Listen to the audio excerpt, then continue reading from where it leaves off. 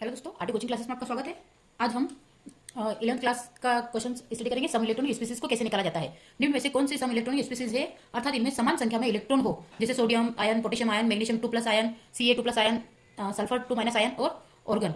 इनमें से हमें सम इलेक्ट्रॉनिक स्पीसीज को निकालना है। अब सम इलेक्ट्रॉनिक स्पीसीज का मतलब क्या होता है। मान लीजिए आपके पास सोडियम है, तो हम जानते हैं कि जो सोडियम होता है इसका एटॉमिक नंबर कितना होता है, 11 होता है। अगर सोडियम यहाँ पे हमें दिया गया है सोडियम आयन, अगर सोडियम आयन दिया तो ये क्या हो जाएगा, Na+ है, तो Na+ में यहाँ से एक इलेक्ट्रॉन इसका माइनस हो गया। जब इसका एक इलेक्ट्रॉन माइनस हो गया तो इसे क्या बोलेंगे हम, तो ये था 11।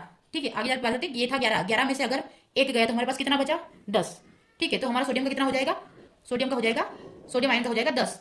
फिर बात करते हैं पोटेशियम की, तो पोटेशियम का होता है 19 और यहाँ पे लिखा है प्लस, यानी कि एक प्लस लिखा है, मतलब हमें इसमें से एक माइनस करना है। तो जब पोटेशियम प्लस एक माइनस हो जाएगा, तो पोटेशियम का था 19, इसमें से एक प्लस हुआ, माइनस हुआ, तो कितना हो जाएगा 18। इसलिए पोटेशियम प्लस आयन का कितना हो जाएगा 18। फिर नेक्स्ट आता है आपका मैग्नीशियम। दे रखा है मैग्नीशियम का कितना होता है 12 होता है। अब यहाँ पे हमें 2+ दे रखा है, तो 2+ यानी कि यहाँ से हमें 2+ माइनस करना है। ठीक है, 2 को माइनस करना है, जिसे प्लस दे रखा है तो हमें उसे माइनस करना है। तो ये आ जाएगा Mg2+ के लिए, तो इसका होता है 12 और 12 में से 2 माइनस करा तो कितना हो गया 10। तो इस प्रकार से हमारा Mg2+ के लिए हमारे पास क्या आ जाएगा 10। फिर आता है कैल्शियम 2+ आयन, तो कैल्शियम का कितना होता है 20 होता है, और अगर 2+ है तो कैल्शियम 2+ के लिए इसमें से माइनस का 2 कर देंगे, यानी 2 निकाल देंगे, तो 20 में से 2 गए तो कितना बचा 18। फिर आता है नेक्स्ट सल्फर का होता है 16, और 16 के लिए हम यहाँ पे क्या देगा 2 माइनस देगा, तो यहाँ पे हम प्लस का 2 कर देंगे। जब प्लस का 2 किया तो इसके पास कितना हो गया 18, तो ये हो जाएगा सल्फर का 18 इलेक्ट्रॉन। तो S2- का हो जाएगा 18, और ऑर्गन का तो आपको पता है इसे कितना होता है 18।